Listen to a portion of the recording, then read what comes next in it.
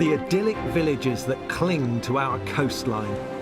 This is absolutely breathtaking. Known for their beauty. To approach under sail like this is just thrilling. And serenity. It's a snapshot of a period that we've now lost. Now destinations for our leisure.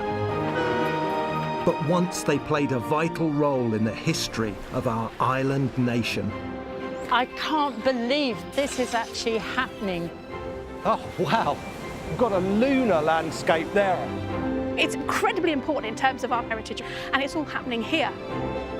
I'm Ben Robinson, and as an archaeologist, I'm intrigued by our coastal villages because there's always a bigger story behind the picture postcard image. I've come to Staithes on the northeast coast of England, about 20 miles east of Middlesbrough. This pretty little village is set in a deep coastal valley just on the edge of the North Yorkshire moors. We'll find out about the lives of the fishermen who work these waters. If they weren't catching any fish, there was no money coming in. It was very, very hard for them. Why this village had a pretty strange practice, collecting wee. They placed barrels in streets and got the residents to empty their chamber pots into them. And how that was connected to a product that made the village rich. It was so important to British industry that it was worth putting in this kind of infrastructure.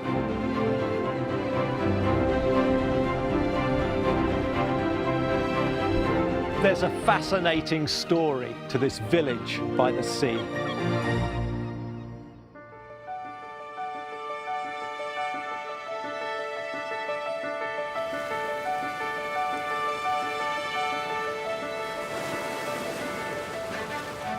I'm out on the North Sea in a cobble, a boat fishermen have used in these waters for centuries, heading in to make land at Yorkshire.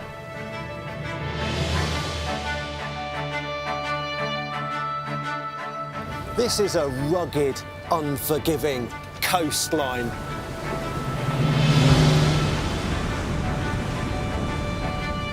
But here is Staithes, what looks like a safe haven with all the buildings there tumbling down towards the sea.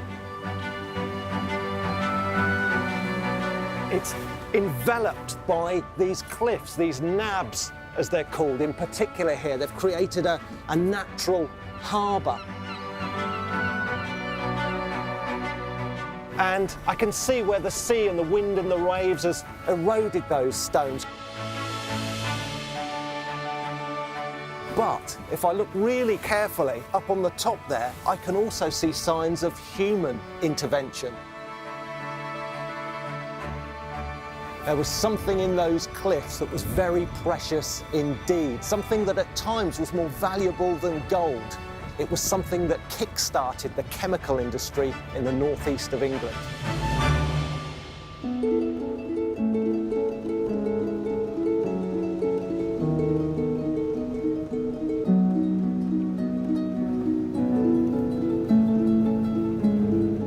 Way back in the 18th and 19th century, these harbour walls didn't exist. The wind and waves would have been lashing onto this shore, beating the houses and buildings here right up against there.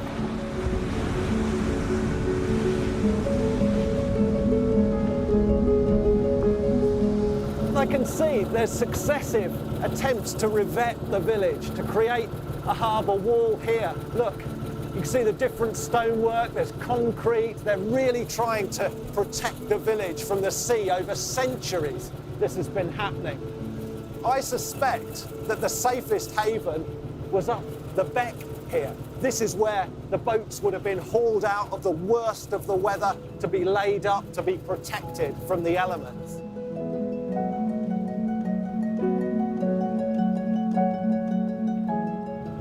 And there's still moorings here. People are still using it for the purpose which I assume it has been used for hundreds and hundreds of years.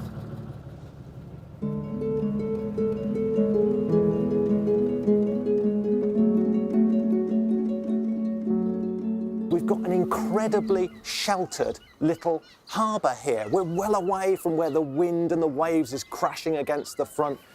This is the perfect mooring spot for these small boats.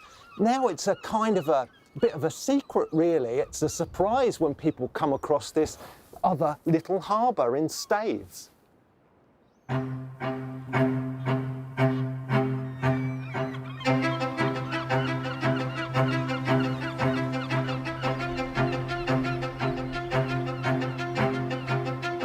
It's possible there's been a harbour here since the Bronze Age.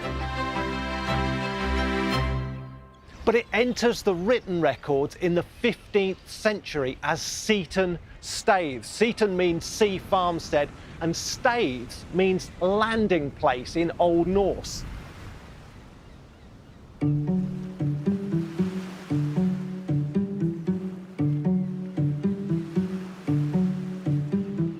By the early 19th century, Staithes was one of the largest East Coast fishing ports north of the Wash. And there are plenty of clues to tell us how important it was. Just having a look at the houses here, and they're all more or less 18th, 19th century. But that in itself is interesting because that indicates that's when people had money to build during that era. They're jostling for space here, so people have built and rebuilt and wanted this prime spot on the harbour front. And that's fairly typical of seaside villages, port villages. You're trying to pack in as much as possible where the action's taking place. And look at that lovely little cottage right there, built into that available space. And then this one, this is a much, much grander affair, much bigger construction.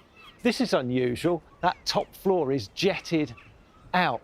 So what they've actually done here to create even more space is they've used quite a narrow building and they've put a wider floor on top there. So they've actually got more space up on that story. And what I love here, look, even more houses, cottages have been crammed in. Now, in a village where there's plenty of land, where you're not trying to use every square inch of space, you wouldn't build like this. I mean, look, there's windows looking straight out onto a back wall. But here, space is at a premium. Every square inch you're trying to build houses. And that's why it looks so higgledy-piggledy and so pleasing to us today.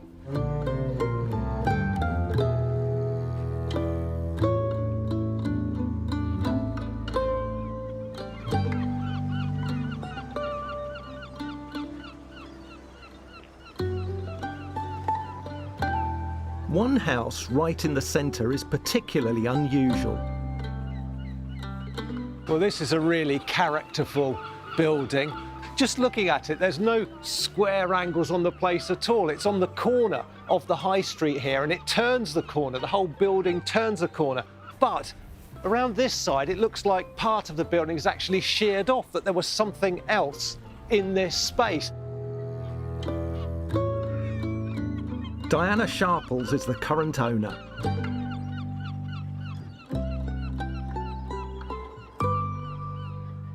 How long have you lived here? Well, my father bought the house at auction in 1944, and for £250, Ben. Perhaps a lot of money in those days, but it doesn't sound much sure now. it was. A bargain. The first thing I notice, I mean, it's the low ceiling, especially for people like me, but not fantastically low. And look at these beams. These are old. Yes, I think some of them were probably from the boats. They've wasted nothing. Nothing. Absolutely nothing. No. And that's how life was. It's hard-won money, isn't it, from the sea and fishing? So you want to make proper use of it. Yeah, you did. Yeah. And a lovely view out onto the harbour. It is now, but it wasn't there, Ben, originally. My dad had the windows put in, and before that, the cottage was very dark. So that implies there was another building there. There was another building. There was a warehouse, which you can see here. And your house in that picture Is there. Ah, yes. That's amazing. Apparently, we were told that this warehouse was demolished in 1925 by a storm. Oh, right. So it was bashed down by the sea. Yeah.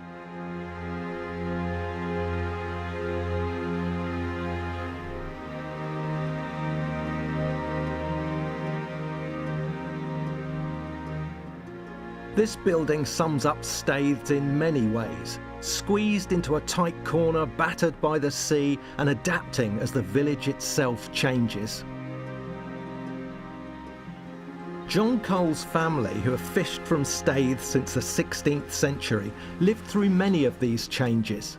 Is it an easy place to fish from? No, it's very hard to get in and out. You can see the harbour that was built in 1924. Before it was just like open bay. When you had the northerly, it was just straight in, and it was hard for the fishermen to get ashore.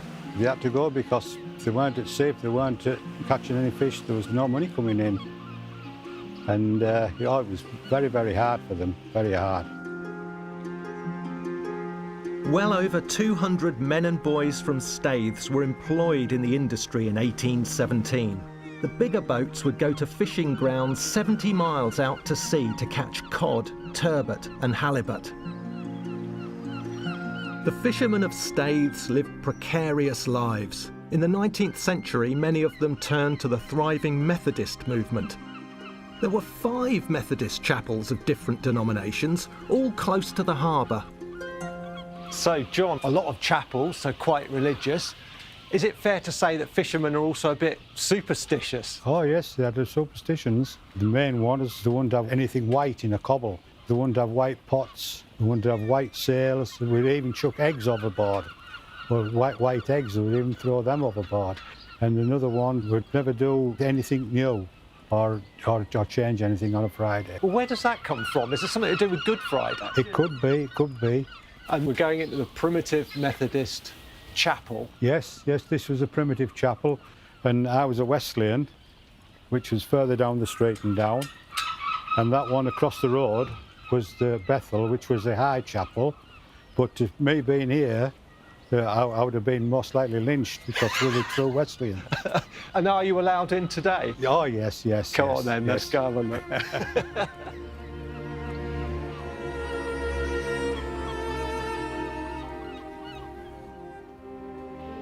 The old chapel is now the Staithes Heritage Museum. Well, that is a wonderful picture, that, It is a really good one, Ben. That's our great-great-grandfather's herring cobble, Prosperity. Prosperity, oh wow. Your family boat.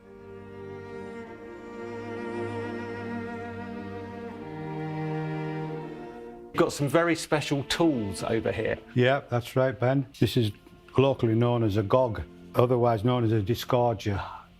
When the fish sometimes took the bait and they got it down to the throat, and they run that down and then just twisted it and it pulled the hook out. And that's what that was for.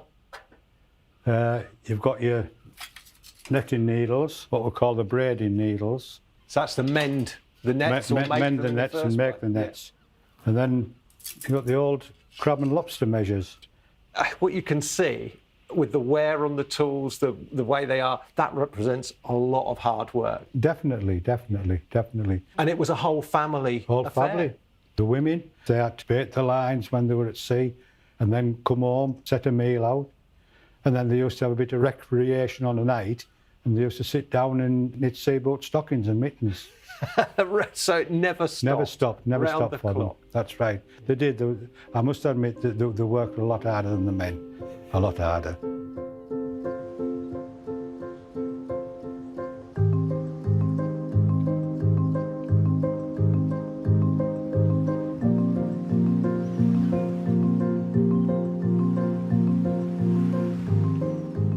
Staithes have been highly successful in fishing, but any village that puts its total reliance on the sea is asking for trouble. Fish stocks might disappear, storms might make fishing very, very difficult indeed. So most places had to turn to the land as well.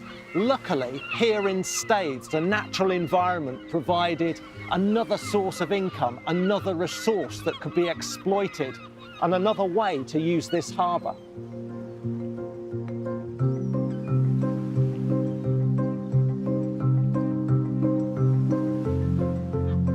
In Tudor times, a valuable chemical product called alum was used to fix dyes in clothing, but it had to be imported from Italy. In the 16th century, a local man, Sir Thomas Challoner, noticed the foliage on the cliffs here was similar to that of the Italian quarries, meaning the shale here was rich in aluminium oxide, the raw material needed to make alum. This discovery led to the creation of a major alum production industry centred on the North Yorkshire coast. Oh, wow, look at this. I've just fought through the wet vegetation here, but it's worth it. That is some quarry.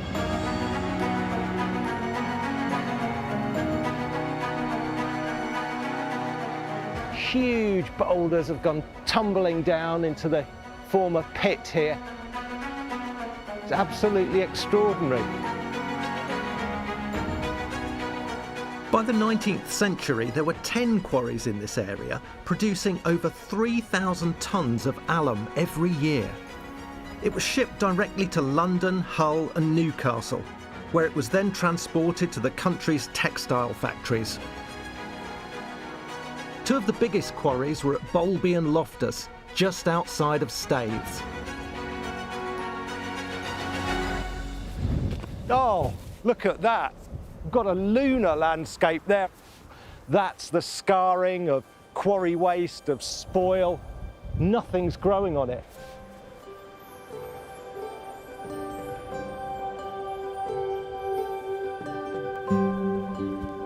Well, I'm walking on a bed of shale. Just look at this, it's all shale. Well, listen, it's like walking on the surface of the moon. There's no grass growing on here.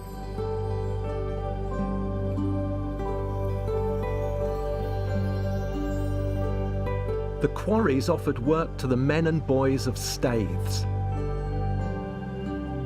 Gruelling work as they pickaxed and dug the shale from the ground. Oh, this is something a bit different. We've got a gully here, and at the end of it is a tip, a spoil heap. But this one's different. It's got a reddish tinge to the stone in it. Oh, yes. This has been burnt. It's all red. It's burnt shale.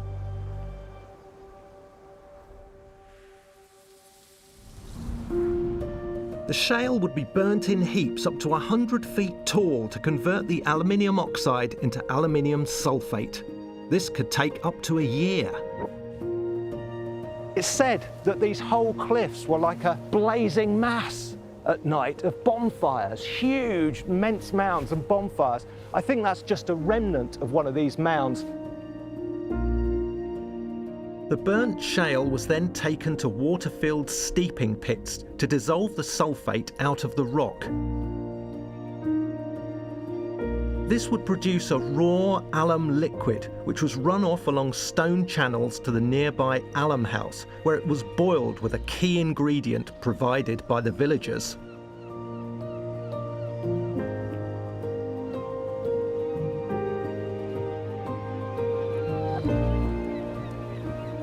Local author Peter Appleton has researched this surprising process. That's a nice relaxing place, isn't it? Anywhere beside the sea is a nice relaxing place. But not for people who were making a living off the sea and hard manual labour oh on the no, land. that was a hard life indeed.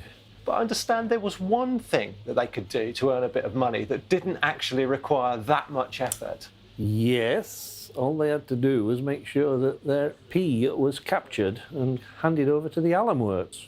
So how did they gather this wee together? How did they collect it?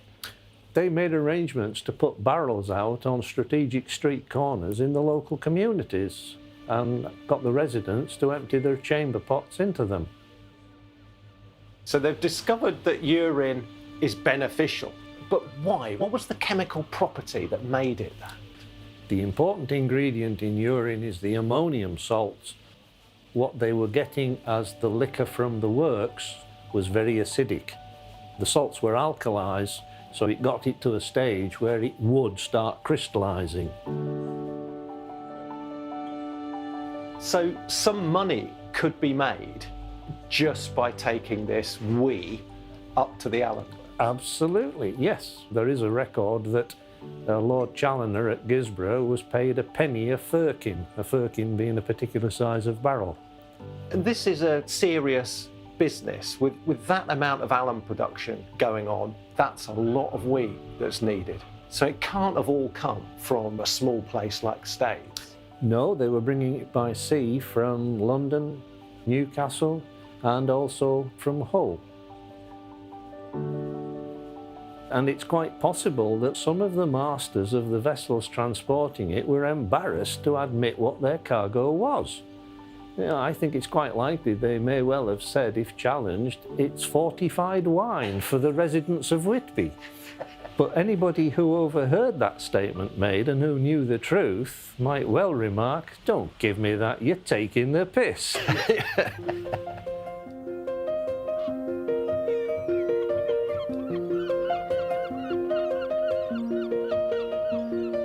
A short stroll from the village, you can still see the old alum house where the raw liquid from the quarry was treated with the human urine.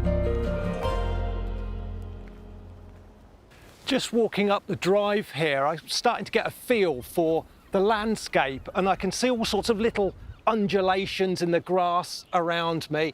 Up on the hill there, I can see what looks like spoil heaps.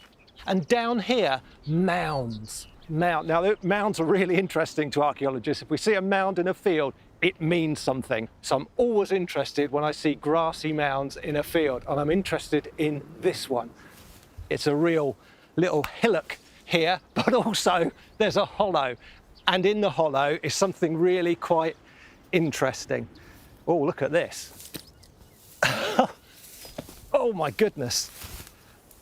Just got to watch my feet here, make sure it's solid.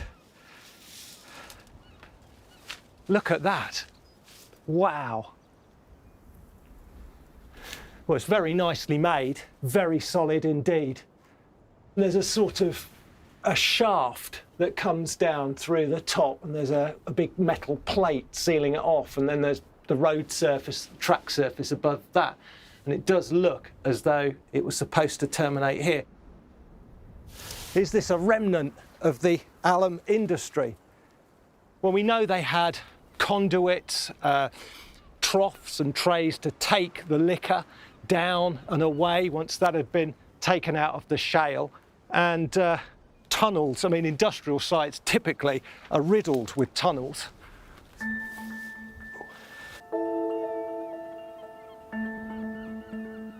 Today, this building is a B&B, but in the early 19th century, it housed the fires that produced the final product, the alum crystals.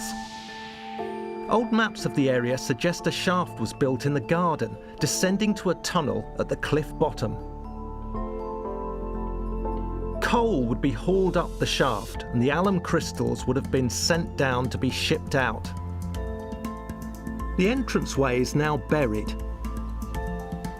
but Professor Chris Gaffney and his team are scanning the lawn to try and find it once more. Come into my the office. Charming office. It is, isn't it? Yeah, absolutely. I can't wait now, but you've got to explain to me what it is that you're seeing. So, at the top here, we've got a ground-penetrating radar, and we've created this map at about ½ metre, perhaps a bit deeper, and we can see very clearly we've got this rectangular structure in here. This is a wall, it's not a drain or anything like that, right. we know that. Solid wall? So I reckon that's a couple of metres across. Right. It was built to last, Yorkshire stone. So we've got a robust structure, an industrial structure. We know that there are tunnels that used to emerge from the cliff. So could this be the top of one of those tunnels? There isn't anything else that I've seen that would fit that description other than a shaft. And do you know what the brilliant thing is? What you've done here, I mean, this is the first time that anyone would have seen this in hundreds of years. Skilled workers would have had to manually dig through 150 feet of rock to sink this shaft down to sea level. We sent a drone to spot where this passage reached the shore. Whoa, that's a long way down, isn't Wow, okay. it? I'm not going any closer. We'll sit here.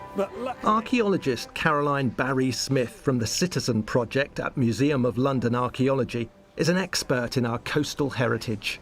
We can see where we're sitting now. There's the bit of wall. Now we're looking down the cliff, and I can see the colour differentiations, but it's a feature down here at the bottom that I'm looking at specifically. There's a tunnel entrance, definitely. My goodness, that's a long way down. Let's have a look.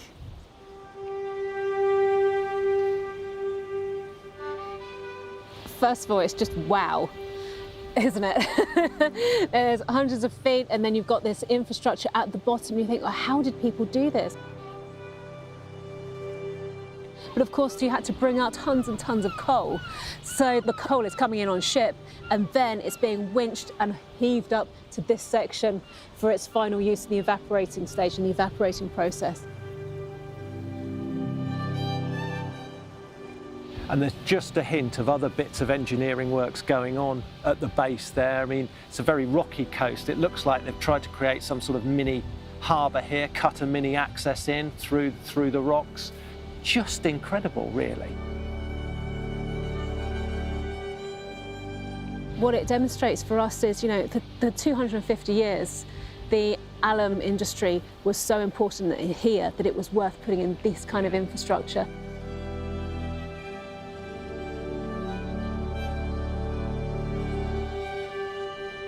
The invention of synthetic dyes in the 1850s spelt the end of large-scale alum production in this part of Yorkshire, and traces of the industry were left to the mercy of the sea.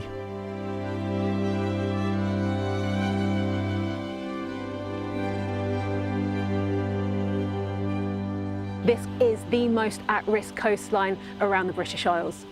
And so from an archaeological perspective, it's really important to look at what's left whilst we still can, because it will go.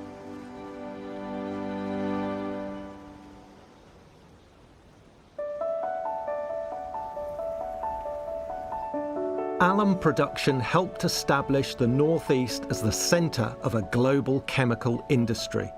Even today, across the region, over 200,000 jobs are still dependent on it. But by the end of the 19th century, alum production no longer played a part in the life of Staithes. Fishing too is in decline. There are only 2 commercial vessels operating out of the port.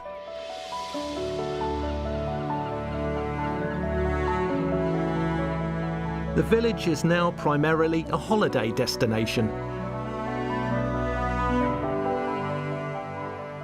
How many tourists that come to look at pretty Staithes today realise that this place has been shaped by hard graft? First of all, making a living from the sea, and then looking inland to the rocks in this landscape.